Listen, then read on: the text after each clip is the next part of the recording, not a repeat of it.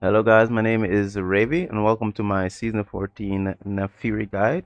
We're gonna pretty much talk about everything on Naafiri, like what is Naafiri about, Naafiri playstyle, through laning phase to outside of laning phase, runes, items, combos, and interactions slash matchups for a few, and like tips and tricks on how to get certain mechanics with a champion. All right, but before we start though, I want to give a quick introduction about myself. I've been playing League since season 2, and I got Challenger for the first time in season 8, and I've pretty much hit Challenger every season since then. I've been playing Naafiri since release, and I play her primarily top lane because, I'm a top laner. So, yeah, let's get into it though. So, Naafiri is like a assassin slash fighter champion that primarily wants to like flank in team fights, and she can also play like a front to back poke style depending on team comps, like matchups, state of the game, you know. And but her laning phase though is quite like different because in her laning phase, primarily you just want to focus on landing Q till you're strong enough to actually engage with your opponent in like most matchups really. So that will shape how we do runes slash items, right? So we're gonna start with the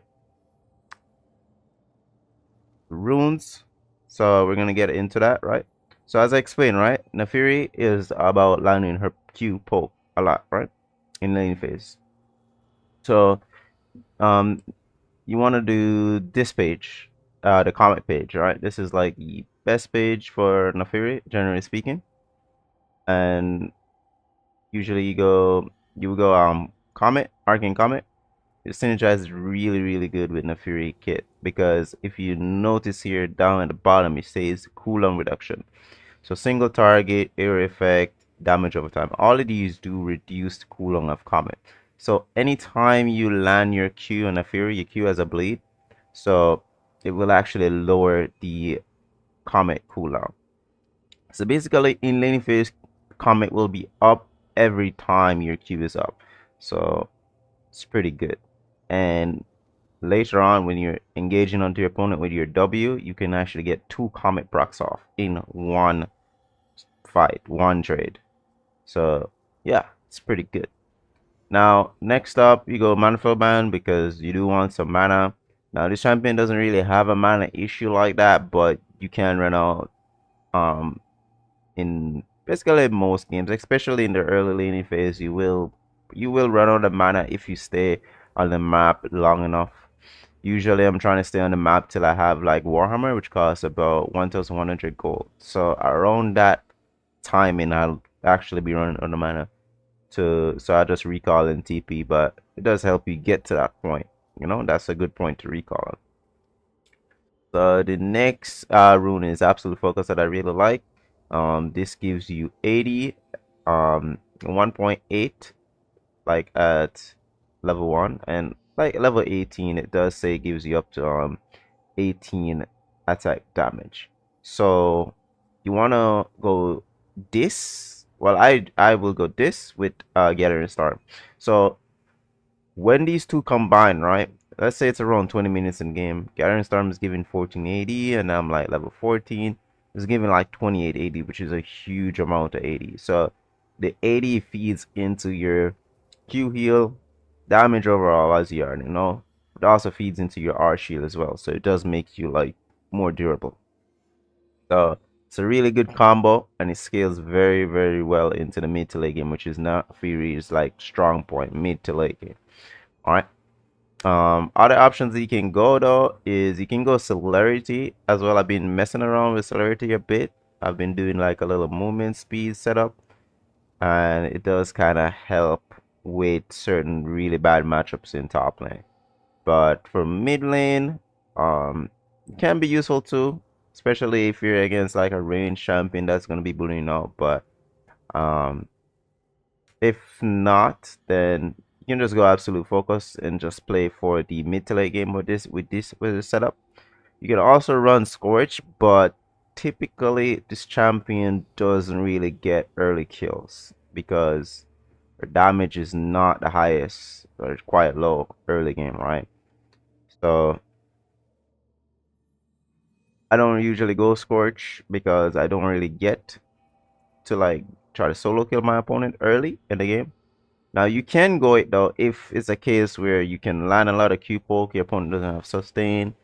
So this would be more viable in like mid lane than top lane for sure. But usually I just rather these two for the late game over like Scorch. Because Scorch does fall off. It does. But it does will be up every time you Q, which is a really good thing. Like if you're trying to play for this to get like poke damage early. Alright, next up is the secondary rune page. Now there are several options here, but primarily like for every game I really do go the resolve because I like to have the tankiness that this brings, right? That makes you more durable in just trades and like late game, mid game engages. It's really nice. So first off, we have bone plating, which I usually just take. Um, you already know what bone plating does. Just reduce a lot of damage that you take. 30 to 60, less damage, right? And do note that the way how this will work, right? Because bone plating actually does scale into the late game when you think about it. Because let's say you engage onto your opponent, right, and you have a full bone plating up, you will be taking off a lot less damage. So it's really good in when you're engaging like mid to late game or even in lane phase. Like after you get like level 6, well maybe level 9 really, level 9, and let's say you have your first item by then, which should be Eclipse, of course. You just engage onto them with bone plating, not taking much damage back. With Eclipse Shield plus bone plating, it's really good. Next up, we have Revitalize, which increases heal shield power. As you already know, Naafiri Q heals, and Naafiri has a shield in her kit, plus Eclipse that you're going to be building, which will also gain a buff from this. The Revitalize just synergizes with Naafiri kit, really good, and it really does work. You can also go second wind too, but a lot of my testing in my games, I noticed that second wind healings are quite low. So I usually don't go second wind. Like I just go bone plating like almost every time. Now for these setup though, pretty standard attack damage. I mean adaptive force, which is like 5 AD, 5 AD, and then this we go health scaling, of course. You do want to go this over the flat health because this scales really good. The only time you really should be going this is if you're in a matchup where you will be like the health difference, right, is going to what, which is about 50 5 here, like level 1, but it's gonna even get worse as soon as you level up, right? So like the health difference would make you survive an all in from the opponent like level, like in the early levels, which you should be able to avoid if you're playing correctly. So I rather you just try to play correctly to avoid that early. That really shouldn't be dying early on this champion because you have Q safety and your E to get you out of like sticky situations. All right, cool. Now there's other options too. Some people do like for more damage, you can go like a sudden impact with you can go like Ultimate Hunter, right? Which lowers ulti cooldown, which is pretty nice. But the best one that I would recommend right now, especially for this build, is Ingenious Hunter because this will lower your the cooldown of your items. Which you do build 2 items which will have like cooldowns, which is well 3 if you go Edge Knight 2, but it's gonna be Eclipse and the propane gas tank, you know, propane hydro. So it will lower these items cooldown, and it's really good synergy with Eclipse. So you're getting a lot of Eclipse procs, which is really nice. But I play top lane, so I do prefer to go like, you know, resolve to be more durable. And also in top lane you really don't get a lot of stacks very easy. Maybe in mid lane you can get more stacks depending on matchup too, where you're able to actually get, maybe, you know, you can actually get some free kills or even roam bot lane and like get 2 stacks. But yeah, I really just prefer to go with this setup though. This is what I go like almost every game. There's also this that you can do too, but I stop going this because It's kind of overkill on the mana, and yeah, I would rather just have the tankiness. I don't have a damage issue with this champion or a mana issue later in the game anyway, so it's pretty cool. So just go resolve over this. Or even domination if you're one of those people that really just love having more and more damage.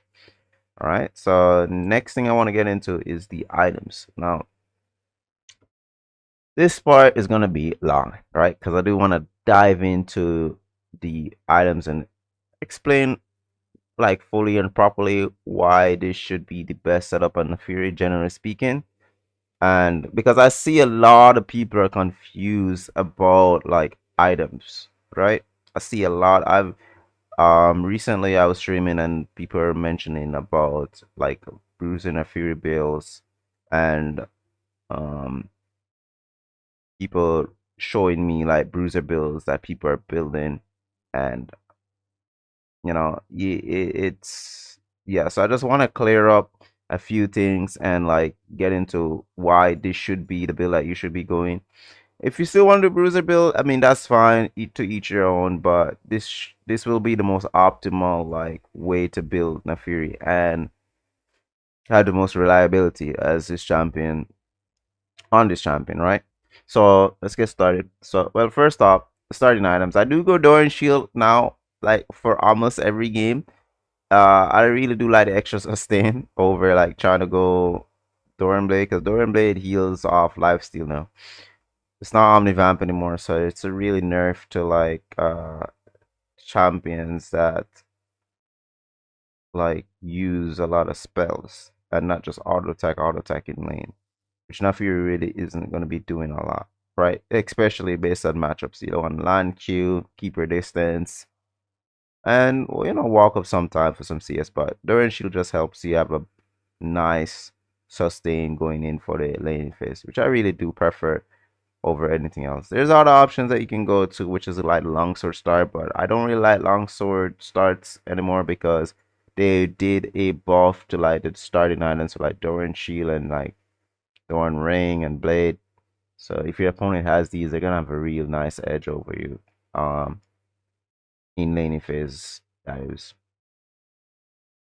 So next thing now is the first item. So Eclipse, really, really good item. Does damage based off the enemy's max health, which is just really, really good for this champion. Plus gives a shield. So it gives 70 attack damage, 15 ability haste too. So really good stats. Stats that you want on the Fury. Also, it is really cheap. Do note that this item is really cheap. 2,800 gold compared to like the propane gas tank, right? Which is 500 more gold. 500 is a lot. Like it will take a long time to get this, right? When you're in laning phase, right? You have to stay for about 3 more waves, which is a lot basically, right? It messes up your tempo. Let's say grubs is spawning, you know, and just having a nice item that you can build right before the second grub spawn, typically, you can have your first item, which is a really good thing to do because it will definitely have a huge impact in most fights. So playing around these timers is really good, like when you're playing lead. Okay, so the thing with Eclipse though, right? So every time you land Q and then your dog jumps at the target, it will proc the Eclipse. Do extra damage while also giving you a shield. So if you're going for a trade, it's gonna at this stage in game it's like gonna be a 200 HP shield, which is big for any trade. Because if you think about it, right, you're negating 200 damage. That's huge. That will block a complete spell and more at this stage in the game, right? So Eclipse is just really, really good first item. Starts you off really nice and it's cheap. So as I said, you can get it in a quick timer. Next item is the propane gas tank, which is propane hydro. Now I see a lot of people come to me with confusion about this item. In my YouTube comments, they would mention that, oh, well, why do you go profane Hydra? Like, you don't need the wave clear, and you don't really need the wave clear. So a lot of people have the wrong idea about this item because you don't actually build this item for wave clear. You actually build for damage. So basically it gives 60, 80, 18 lethality, 20 ability. It's really, really good stats, right? You have the cleave passive, so every time you auto attack, you do like a little shock wave, which is gonna do like an AoE, which helps with wave clear. But the real thing that you really want this item for is the active. So it will deal physical damage to nearby enemies. This damage increase on low health enemies, which is 50% that they need to be for the max damage.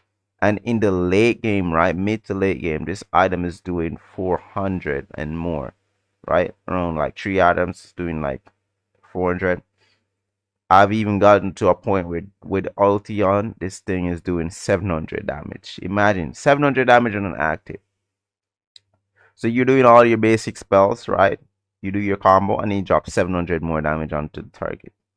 Pretty crazy. So you always want to go this item like second. Huge DPS boost. Okay, next item is Shrella Grudge. So this item now did get changed. So the big change to it, well, let me talk about the item stats, right? So you give 45 attack damage, 15 lethality, ability haste, 15 ability haste, and also gain armor pen, which scales off lethality, right? Starting on at 20%, right? And it also has the other passive to it, which is you damage enemies, right? Our damaging abilities slow enemies under 50% health by 30% for 1 second, right? So it is a nerf in the slow got nerf. The slow did get nerf. But if you notice, this item gives lethality now, which means that it's really good against squishes, but then also gives armor, and which is really good against people building armor. So it's just like you have to use this item third. It's really, really good. And you're doing a lot with this item. You don't have to worry about the slow being missing. I mean, yeah, it will affect, like, back then, last season, you just spam Q and just slow the target from full health. But once you get the hang of it, right, you'll be chilling, just getting used to the fact that it just slows at 50%, which is not hard to get, by the way, with this build. But you're gonna get your target to more than lower than 50% easily, right? Depending on who your target is, right? Okay. All right. Oh, so also the armor pen. Remember, this item gives lethality on its own, so it actually starts out at 22%, 24% really, because you're gonna be building the propane gas tank. So it's gonna be 24% armor pen. It's gonna be same as Black Cleaver armor pen, because Black Cleaver got nerfed as well and is now 24% armor shred. So, and you also can't build Trella and Black Cleaver anymore together. So this, you will be going this every time over Black Cleaver. Now, also, I did kind of forget boots. So for me on boots, I just want to explain something real quick. So boots now, this boots got nerfed. The ability has got nerfed.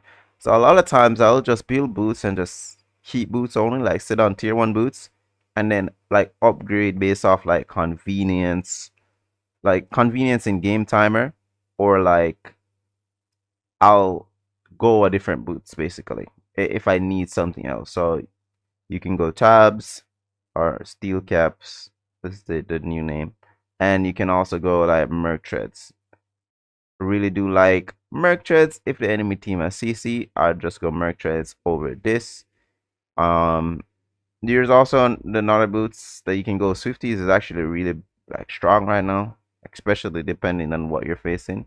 I did try out Swifties myself in a few games, and it was really good with the a very experimental setup that I run, like a movement speed setup, but it's really just for like terrible matchups in top lane. So yeah. Anyways, so I want to get into, so after these 3 items, right? These are gonna be your core. Like you will go these items every game. Now for well, the other two, right? Because I already explained that boots, you may go a different boots than this. So for the other items, it's not really guaranteed where you're gonna go, right? It's based off what you need, right? And what you're facing, etc. But typically, Axel Mark really good synergy with Naafiri because your ulti is a really big like steroid to your champion. So having your ulti up, like let's say you kill three people in a team fight, your ulti is up again. Yeah, you can press ult again and go chase the other two remaining targets, or one if it's one person left alive, which just makes it really like difficult to deal with for the enemy team because nobody is getting away from you basically once you have this item. But you don't have to go this item after Shola because if the enemy team has like let's say Surfing, Sona with Seraphs and Bear Shield, Ivern, you should go Serpents before this, right? Like after Shola. You go Serpents. I'm gonna be really big about it. Right? You have other options too. Like if they have heavy magic damage, you can go Maw. If they have like heavy 80 damage and you feel like you just need to like go in and just like kill one person and then they'll probably dogpile onto you and kill you. So GA is just really good in that scenario. Um Death Stance are also an option too, but the thing with Death Stance is that these two cost the same now. And this gives 5580, same as this. No ability haste, but 5 more armor. But do note the Death Stance passive is pretty really good, right? It's gonna make you more tanky in that aspect. But I really like going like Death Stance as an item if I have like a lot of enchanters on my team. People are gonna shield me and keep me alive. So when you combine that with the bleed that is on this, it just makes you really, really hard to kill. But I typically don't go this though. I will say I usually be going if I'm going to armor item, it's gonna be GA probably because GA is just like the passive is just so broken, especially for what I'll probably need in these fights. Edge of Knight is also really, really strong. I'd go Edge of Knight if I am against certain champions that can actually like, you know, stop me from like killing them because of like let's say for example I'm trying to go into Draven and Draven has this E which can cancel out your W dash. If I go Edge of Knight, he can't do that no more. So it gets pretty free. Like like a Draven kill that you can't really get, you know, solo. You know what I mean? Like if he sees you coming and then presses E. Um Now I can do that anytime I want. Makes team fight a lot easier to play. Plus, enemy team fight harder to play against because imagine a Naafiri is coming at you as an ADC and let's say you're the support and you want to peel your ADC and your one ability that you have that can CC Naafiri, they have an Etcher 9 on them. So it just makes it really hard to play against, right? And also do note this item does make you a lot tankier because it does give you 250 health. But remember, you have a spell shield. So think about it this way. Let's say I block Jace Q, Shot Blast Q. I'm blocking like, I don't know, 500 damage. So basically, you add a 500 to the 250. Now you have 750 health, basically. So that's how you should think about spell shield when it comes to like being defensive. Maw also, I did talk about Maw being good for magic damage against magic damage comps. Remember, Naafiri gets a lot of AD because of her ulti. So Maw shield can be like 1k late game. And 1k Maw shield, which is just really insane. So yeah. So yeah. Other items that I do want to talk about though, because there's a lot of people talking about some other items. So I'm gonna address this, right? I will address these items. So first off, I want to talk about hubris. Everybody talking about this item. Now, I do not like hubris as an item, right? Generally speaking, especially in this champion too. Reason being is that this champion doesn't get kills early, right? And the one time I went this item to really test it out, it and I was against a TF that was just like running it down. It stunted my build. I felt my build being stunted, like with this setup, like it really felt stunted. But I'll talk about why hubris. I don't really like hubris as an item, generally speaking, and yeah. So let me get to it. So how it works is that when you get a kill, you get increased AD, right? Stacking two 80 you get per takedown. Starting out at 15, so the first kill you get will give you like 1780, right? Cool. Now this 80 lasts for 90 seconds, right? 90 seconds. So, or until you die. So what this means is that every time after the 9, like once you get a kill, you have increased 80, which means help will kill in your next target. But in League of Legends, right, usually in team fights, if you assassinate like their carry, right, then the fight is pretty good now, right? The fight is pretty much won in most scenarios, right? So hubris doesn't help you get that first kill. It doesn't help you get other kills, but at the same time, right? I feel like most times the first kill that you get is like the big thing. Like if you kill their ADC or you kill their OP mage, right, in the back line when you're flanking, the fight is pretty much really good. So I like going items that help me get that first kill to eliminate the big threat, right? So that's why I don't really like hubris in general. Um, next item that I want to talk about is opportunity. I see a lot of people talking about this item. Now, this item gives like 55 80, 18 lethality, 5% movement speed, and gain lethality outside of combat, which is pretty nice to have, right? When you're bursting your target. So let's say I'm all in my opponent late game. The lethality can be useful in that sense. If you're just landing Q before, if you're doing like a front to back play style with Naafiri because of the certain champions that you're facing, the matchups, the team comps, then this item is going to be turbo useless because once you land that Q, after 3 seconds, the lethality will be no more. Plus, you have a bleed on the opponent, which lasts 5 seconds. So, and you need to be outside of combat for 8 seconds. So you add the 5 to the 8. It's basically a lot of time. Now, next up is the game movement speed after killing champions, which is completely useless on Naafiri. Because after you get your first kill, you have your ulti reset, which will give you a big movement speed boost. And then you go kill another target, and the fight is done. You don't need the movement speed that you're getting from this. It's just so fake. The reset. This item is a lot better though on like other star champions that needs to get in and get out, which would be champs like maybe Talon and Rengar with high bursts, especially with how they combo. They don't have any poke style that they can play in team fights too. They just jump in and then just one shot somebody. And yeah, and they need to get out afterwards. Like Naafiri, after she get her first kill, the ulti shield is gonna be on. You wanna go into the next person and start fighting them, which is a person that should be next to the person that you're killing, you know? No ADC or squishy champion should be alone, you know, in the mid to late game. Um, the other item though that I'd like to bring up is probably this one is it? Oh, this okay. So Ghostblade. Ghostblade is actually really nice, and I actually this item is really good. Like it gives really good stacks. All the movement speed combat is really good for moving around the map, and also the active for just moving fast in like the middle of the team fight, which is going to be lasting way longer than opportunity. But I think the good part about this item is the out of combat movement speed, which is just really good for just moving around map more fast, so you can go side lane, maybe pick off somebody in the side lane, and does give more AD too, which feeds into your Q heal, also feeds into your R shield, and also feeds into the bonus AD that your R gives, which is really nice.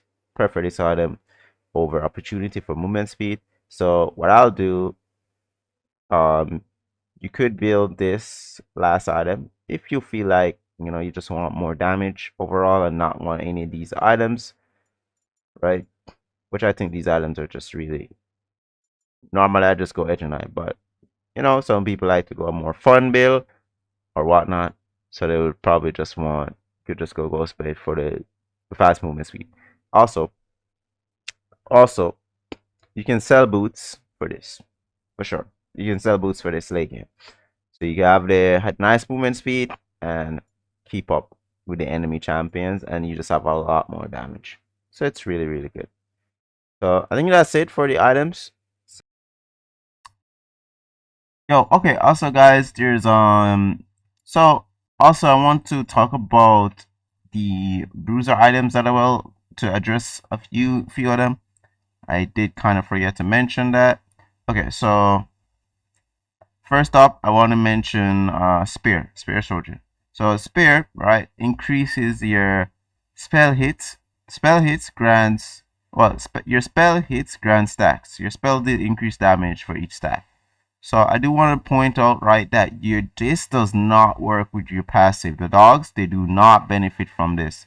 So that's why I do not like this item on Naafiri. If it did work with dogs though, I do think Bruiser build would have like a more viability, or could become like a choice for Naafiri at that point. But the fact that this doesn't work with your dogs, which if you do check, if you've ever played against a Naafiri, most of y'all don't, but if you ever check the deck recap, you'll notice that the passive is what is doing the most damage out of anything in your entire kit. So that is why the dogs are a big boost to your DPS. Like if you're able to keep them alive, right? So Spear does not increase that. So that's why I don't think Spear Surgeon is a good fit on this champion. If it did though, then it would have a good argument, for being good. Sundered Sky, uh, also another item that is just generally not good. The crit can be useful late game, but again, the stats on this item compared to what you're building over here is just worse. Then also you have to auto attack your champions to heal, right? Let's say I want to heal and I wanna, auto attack people. In a Fury doesn't she doesn't go around in team fight auto attacking a bunch of people. Like she'd auto attack maybe the first target she's going for, like into late game, right? Auto attack the first target you're going for, and then that's about it. Like you're trying to throw around Qs, right? Trying to move around, drop your E on the target. Like you're not really going around auto attacking a bunch of different people. Like, I mean, obviously, if you're going to bruise a bill, you have the HP and you don't do any damage, so you have more of a time to like try to get that done. But it's really inefficient to be going bruiser and a fury, especially when you have what you're going to be doing with these items late game. I see some people be concerned with like their survivability. This champion has, in the late game, you have a 700 HP shield that refreshes, so you can get that twice, 1.4. Plus you have a clip shield again, right? Plus you have your Q healing. Like you should not have an issue trying to survive, especially if you're trying to burst your target, right? In the later in team fights, of course, right? And how you play team fights, right, is that you want to flank. So you don't run in, you don't W onto your opponent and just like start the fight. No. How it works is that the fight starts and then you go in on the member that you're flanking. That's how you flank, right? That's how a flanker best works. You don't start the fight. If you start the fight, then you're just engaging, right? Right? You're just starting the fight and engaging so the enemy team can all focus you with all your CC and damaging spells. No. Wait until the fight starts, then you pop ulti and go in onto the target. Right? Generally speaking, right? There's also you can start the fight too if if the tanks or whoever is a threat to you is just that far away. You can actually kill your target freely. So yeah. Also, this champion has very low base AD. So if any person mention or trying to go like maybe a Sheen item like Trinity Force, just know that Naafiri as an assassin has very low 80, so the damage that you're getting from Trinity, right, is really low. Because how Spellblade works, right, or Sheen, is that it does 100%, Trinity Force does 200%, right, of your base attack damage. So that is only the 80 you get from leveling up. That's not from building items. So those items are just really, really inefficient on Naafiri. I mean, you can still go to Bruiser Bill if you want, but I mean, overall, it's gonna be more inefficient than this build, right? An Assassin Naafiri build. And if you're playing this correctly, you should be getting a lot of work done. Like if you're dying in team fights or having issue getting onto your target, you just um need to be playing fights more carefully, right? You need to wait for your opportunity. You don't start fights with your W, right? You wait for the fight to start, then you go in. That's how a flanker, primary flanker, should be taking fights, right? So cool. All right. The combos here that you can do, as I said, right? Q flash basically goes like this. So you Q, then flash, and the Q will come out at the location that you are at, right? So less time for the enemy to react. So how you ideally would like to use it is like, let's say you Q, you're running them down, you're not in range, and then you go like this. You can also just Q flash melee range too, just to ensure that it hits if it's like really, really necessary to like hit, and you're not sure if they are not confident that the second one can be hit. But maybe the champion is fast, or they're just been dodging a lot, you know? So the other thing I want to talk about too is the fact that the dogs can actually tank turret shots. As you can see there, they do. So you can actually walk into the turret and walk through the turret because of this. So I'll give an example here. I'm gonna turn around, dog going to the turret, and walk through without tanking any turret shots. Now, you don't really need to do this a lot in your games, probably, because it's just a nice little trick to know in case you're in some deep peril and you really need that. You know, it can make the difference. Usually, it's like a top lane thing where you're just walking through the enemy turret to like get to safety instead of like walking here. You know, walking here. I mean, you can just walk through the turret because of that. But it's a very niche thing to know. It's not really necessary, but you know, it's a good thing to keep in the back of your head as something that you can actually pull off. All right, so next thing I want to talk about is the dog mechanics. I don't think I can show it here though, but I can explain it though. So the Q, when you Q a champion or anything that is in the minion really, your dog will actually target that thing. So they will just jump to it. So if I press Q here, the dog jumps to it. Right? And they start hitting the dummy. The reason why that's good to know is because I mean everybody should know this. Once you play champion, you realize that. But there's also like some tricks that you can do with this. Um, for example, let's say the enemy has you're running away from the enemy and they have like a skill shot. Maybe you have one dog left. If you throw the Q, now the dog is between you and the enemy for sure. So you can actually get the hit. They can tank the hit for you. You know, like let's say playing against Nautilus and you're running and you one of your dog you have maybe two dogs there, they only have one. You can do that and it will help with blocking the skill shot even better. Or even like Senna, you know, if she W one of the dogs, right, it will be attached to them. And even if you E, you will still get rooted. You can actually Q the dog, Q a champion or a jungle camp really, and or maybe yeah, dragon, grubs, rift, baron. You can Q those, and the dogs will jump to it to actually take the thing from you, right? So that's just a little neat trick there that you can get to know. Um, it also doesn't only work with that. Your E also works with it too for the aggro, and W in also does that. Your dogs do increase damage, by the way, when after using an ability. So yeah, it's good to like use an ability, get the dog in for extra damage. Now remember, if you do this Q and then E, the dogs will come back, which means you do lose DPS. Like typically in lane, I do not try to like bring the dogs back, right? Because for one, it costs mana to do so. If I spam E every time I Q, I'm gonna run out of mana, right?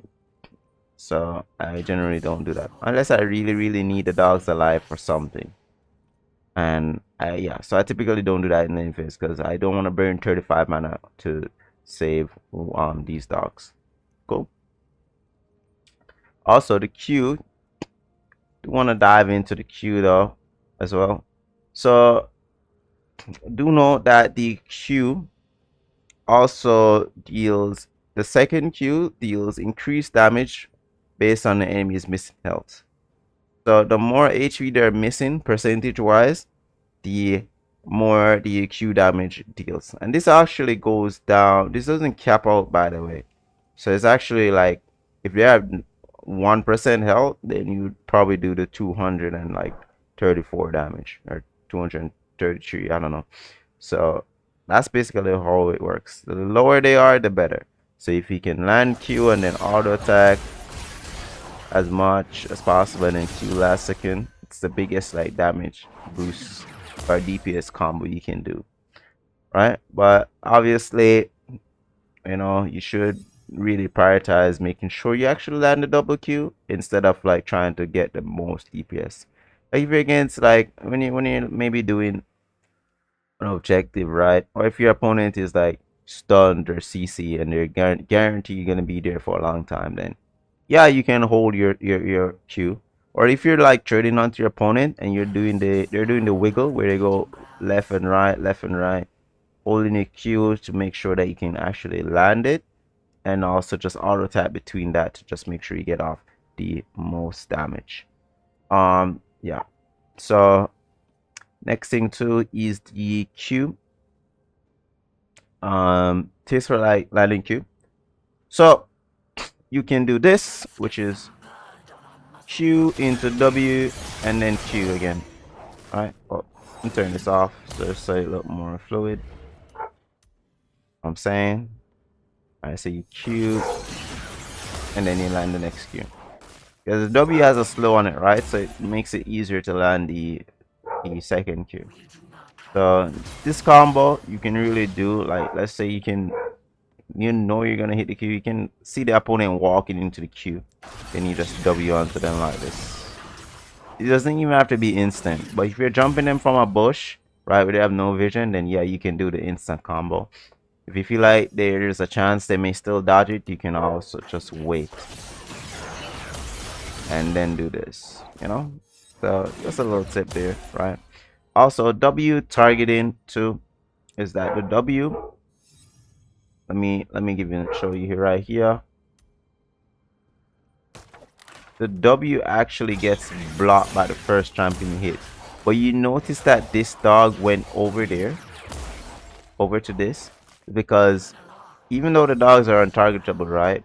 They still can collide. They still do collide with the champions that you're playing against. So, but if it doesn't get blocked by this, it still will go to your target. So you can actually kill somebody by doing that. Where one dog go, or yeah, this guy, two of them was able to make it. Also, do note that I want to show you also another thing too with the Q is this. If you notice, the dog didn't actually stay onto this, even though I landed the Q on this. They actually jump here. One of them didn't. I don't know why, but yeah. Basically, you can do this as a way to save the dog. So, let's say you Q under the enemy turret. You can attack a minion and pull the dog back to you, basically, or pull it to something else. Or let's say you're in lane and you're landing Q, and you know they'll kill the dogs, right? Auto attack them. So you can do this, attack a minion and bring the dog back. You do lose DPS, right? But you do save the dog. So, you know, it's a neat little trick that you can do when you're getting into that. Alright, now the R has a cast time.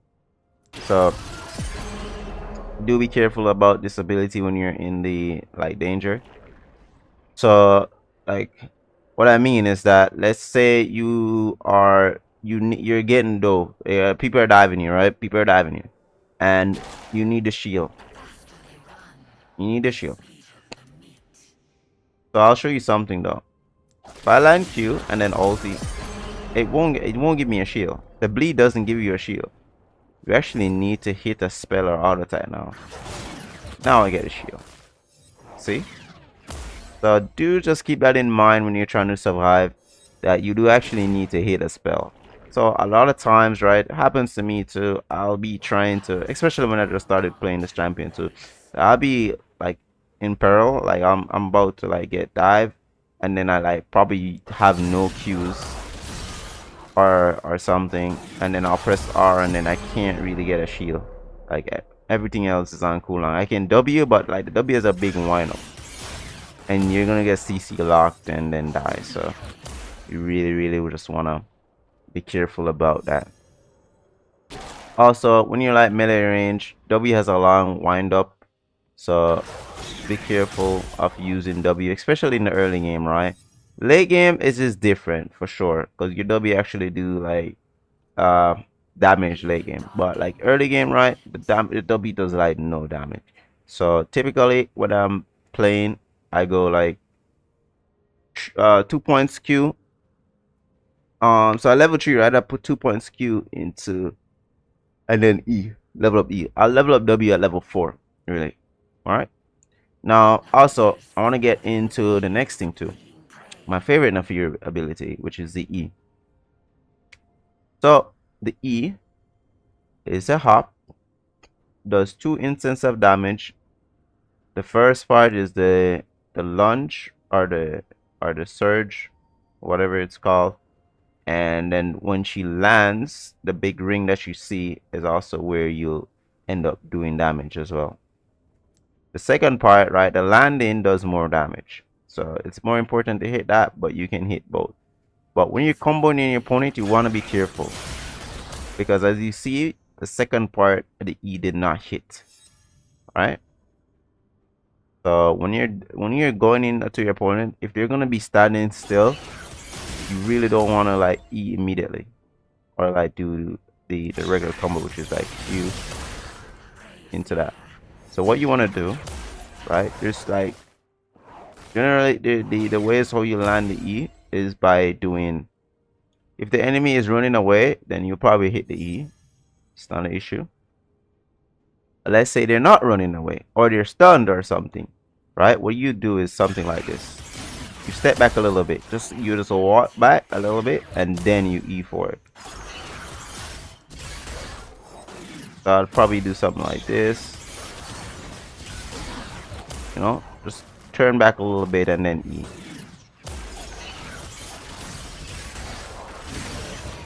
know what I'm saying? So just W, Q, step. Just like that. You don't have to auto attack if you don't want to. You can auto attack after the E. It just depends on how you want to get that done. Okay, somebody just followed. I'm off stream right now, but I'm recording. Somebody followed. Cause I'm using OBS to do this. All right. So next thing too is the let's see. Okay, you can use the wall hop. There's a lot of walls that you can ward up. One of the best ones to really ward up is this, because let's say you're coming from this way, enemy is running this way, you can hop this wall, or if you want to get away, you can just hop that wall. But you can go around and test all the walls that you can really hop. You know, it's really good to know which walls you can ward up. You can't go over this, right? So this wall you won't be able to. Now there was a wall that you could ward up. I kind of forgot what it was. Oh yes, I think it was the wall here, but it got removed, so there's no need to like try to learn that one anymore. But yeah, it's just up to you. You can go in practice tool and just experiment and get used to everything that you can jump over to. The walls that you can jump over to are pretty like easy to understand, right? Like this one is pretty good. This is a good wall to like jump. You can go in practice tool and just mess around and get all those done. Oh whoa. I think I just doubled E actually, because the tick rate of the game is a little awkward. Right? Um see, let's go here to careful. Oh. This is a hard wall hop. It's pretty good, pretty good, pretty good. Also, yes, also I forgot to mention this. So your dogs do give vision. So Q, you can use this to get vision. Let's say the enemy team is doing Baron. You can do that. Your dogs give vision. You send them over. They walk this way. You notice that vision of this now? Yeah. So pretty good. Whoa, that shit scared me. I ain't gonna lie, bro. That shit scared me. But because it's like I'm the only one in this game, right? So I'm like, bro, what the hell? You know? Shit, like I'm playing a horror game. But yeah. Okay, so let me see.